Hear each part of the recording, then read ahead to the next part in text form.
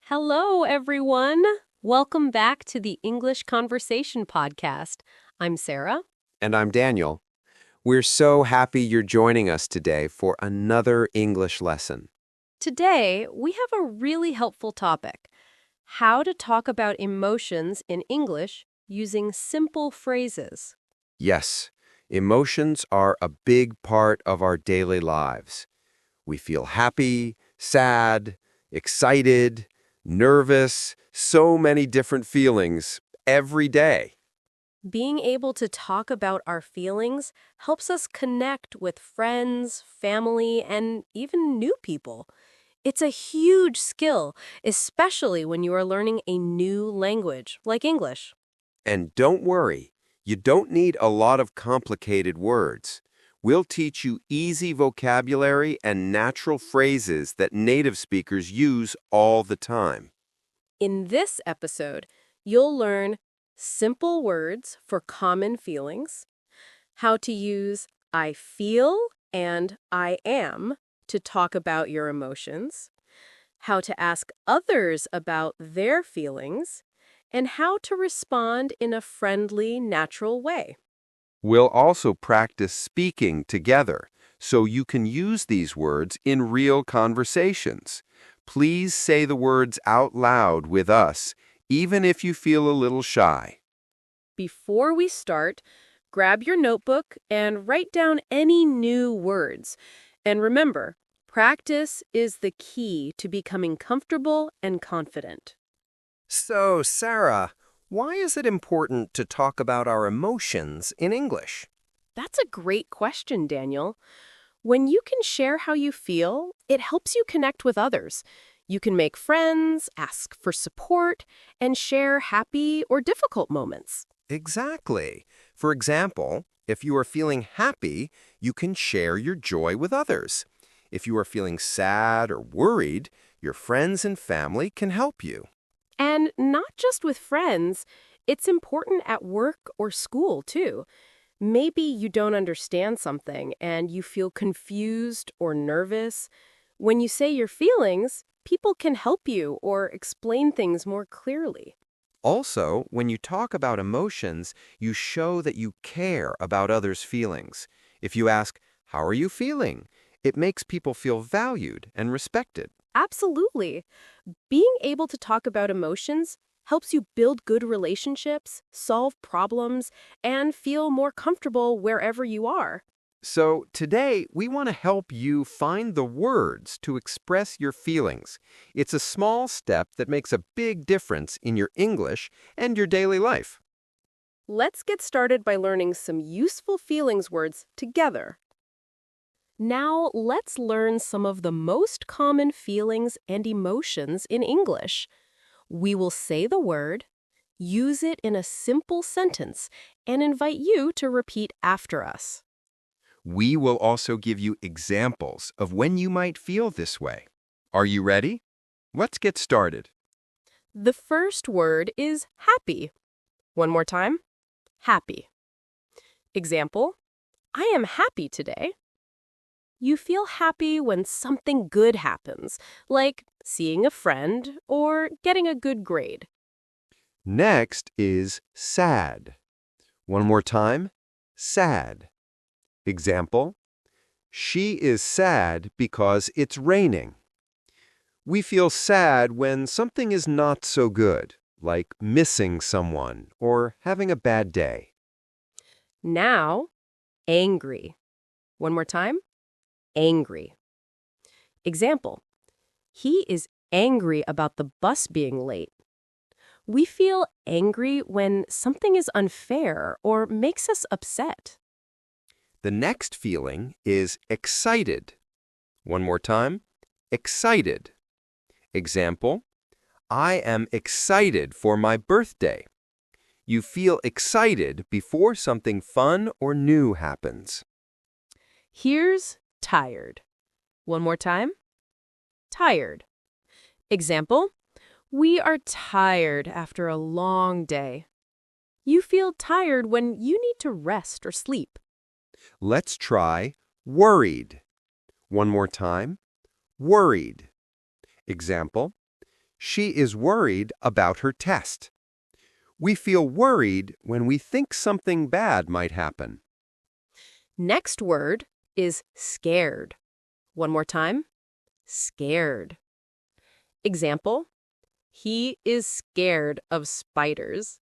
You feel scared when something frightens you. Now we have relaxed.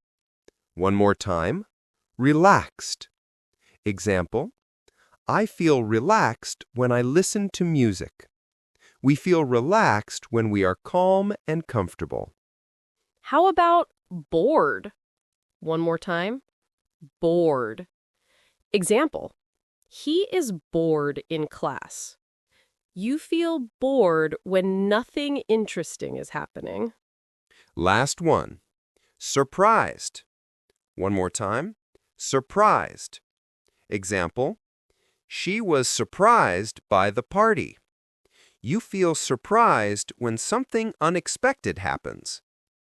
Great job! Practice saying these words and listen for them in real conversations. Remember, you can use these words with I am, I feel, or I'm a little to describe your mood. Next, we will show you how to use them in simple phrases. Now that you know the names of different feelings, let's practice some simple phrases you can use to talk about them in English. You don't need many words. Just a few are enough to express how you feel. The most common way is with I feel or I am. Let's say them together. I feel, I am. Great!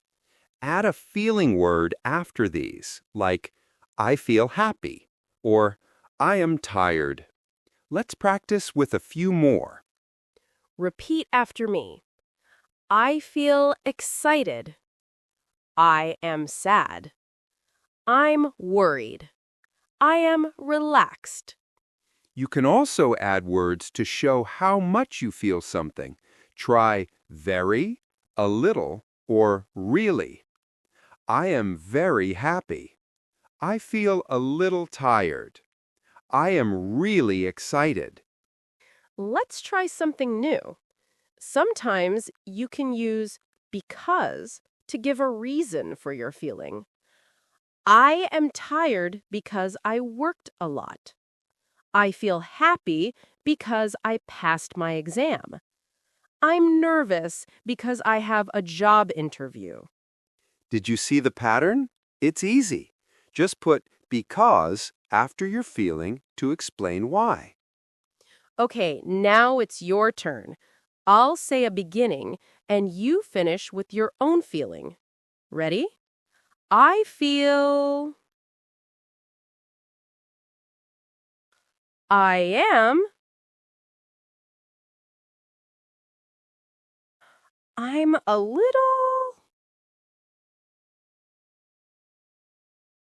Sometimes people use these phrases too. I feel good today. I don't feel well. I'm not okay. I'm so excited. Great job! Remember, you can use these phrases anytime you want to share your feelings, in class, with friends, or online. Up next, we'll show you how to ask others about their feelings and keep the conversation going. Now that you can talk about your own feelings, let's practice how to ask someone else about their emotions in English. That's really important.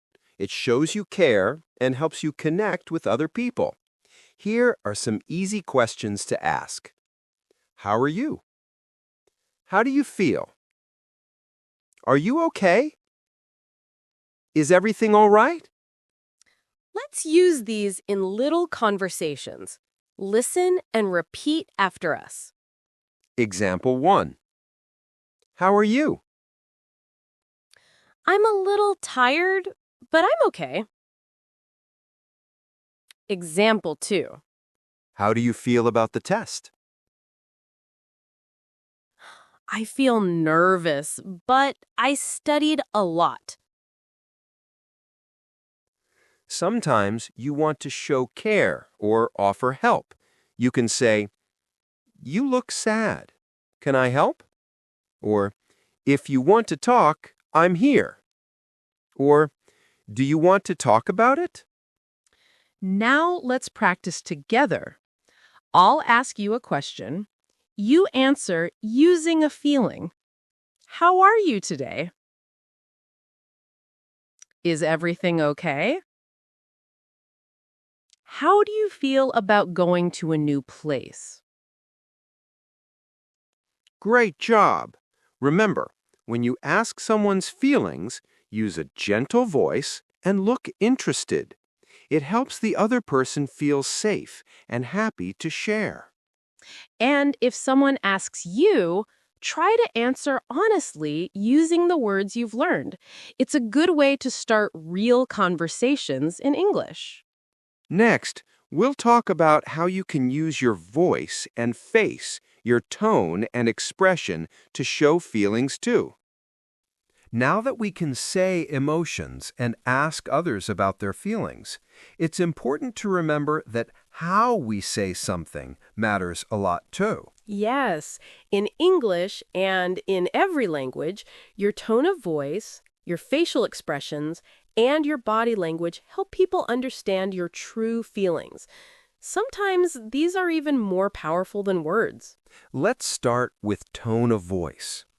If you say, "I'm happy," in a flat, quiet voice, it doesn't really sound happy, does it? But if you say, "I'm happy," with a big smile and a bright voice, people really know you mean it. Let's try it together. First, say, I'm excited with lots of energy. I'm excited. Now, say, I'm tired in a slow, soft voice. I'm tired. Great job! Next is facial expressions. If you feel sad, your face looks different. Your mouth goes down and your eyes can look smaller. If you're excited, you usually smile and maybe your eyes get big. Lastly, body language. Sometimes we use our whole body to show feelings. When you're relaxed, you might sit back in your chair. If you're nervous, maybe you play with your hands or look away. Think about how you sit, move, and look when you feel each emotion. Practice in front of a mirror. It really helps. So, remember, words, voice, and your face and body all help you show feelings clearly in English. If you use all of them together, your meaning will be very clear and your English will sound much more natural. Coming up next, we'll talk about useful responses and empathy, how to react when someone tells you how they feel. So, now you know how to say and ask about feelings, but what do you say when someone shares their emotions with you? This is where empathy and kind responses are really important. That's right. Showing that you understand someone's feelings makes them feel cared for. Let's learn some easy, helpful phrases you can use. If someone tells you good news, maybe they say, I'm happy, or I passed my test. You could say, that's great. I'm so happy for you. Congratulations. If someone shares something sad or difficult, use phrases like, "I'm sorry to hear that." That sounds tough. I hope you feel better soon. Do you want to talk about it? Sometimes people just want to know you understand. You can say, I understand. Thank you for telling me. If you need anything, let me know. You are not alone. Remember, you don't have to solve the problem. Just listening and using kind words helps a lot. Let's do a quick role play. I'll say a feeling, and Daniel, you respond with an empathy phrase. I feel nervous about my presentation. I understand. Presentations can be scary, but you'll do great. Now, your turn. When a friend says, I'm tired, what could you say? Great. And if a classmate says, I'm really happy today, your answer could be, These phrases and practice make your conversations friendly and natural. Next, we'll listen to some short conversations and practice together. now let's put everything together with some short, real-life conversations. We'll act out a situation, and you can listen, repeat, and even try both roles. We'll use feelings words, questions, and empathy phrases you just learned. Are you ready? Let's start. Mini Conversation 1. At school. Hi, how are you? I'm a little nervous. I have a big test today. I understand. Tests can be scary, but you studied hard. Good luck! Mini conversation 2. Good news. Guess what? I got a new job. That's great! I'm so happy for you. How do you feel? I feel really excited. Mini Conversation 3. Feeling unwell. Are you okay? You look tired. I'm not feeling well. I didn't sleep much last night. I'm sorry to hear that. I hope you feel better soon. Mini Conversation 4. Worried friend. You look worried. What's wrong? I'm worried about my family. My sister is sick. That sounds tough. If you want to talk, I'm here. Great job. Now let's practice. Pick a conversation and try to say both parts out loud. You can also write your own mini conversation in the comments. Practicing real-life situations helps you remember the words and use them naturally with others. Rewind and listen again anytime you want. Next, we'll give you a quick challenge to use these phrases and build your English even more. It's time for our practice challenge. This is your chance to use what you've learned and really build your English confidence. Here's what we want you to do. Think about how you feel right now. Then, say a sentence in English to describe your feeling. You can use I feel, I am, or even include a reason with because. For example, you might say, I feel happy because I'm learning English. Or, I'm a little tired today. Or, I'm excited because the weekend is coming. If you want an extra challenge, write your sentence in the comments. Tell us how you feel and why, using the new words and simple phrases from this episode. Don't be shy. Practicing out loud and writing helps you remember and makes you stronger. And if you see someone else's answer in the comments, try replying with an empathy phrase like, "That's great. I hope you feel better soon." Or, "I understand." Remember, every time you use English, you get a little bit better. Well done for joining the practice challenge. Coming up, we'll do a quick review and share some final tips before we finish today's lesson.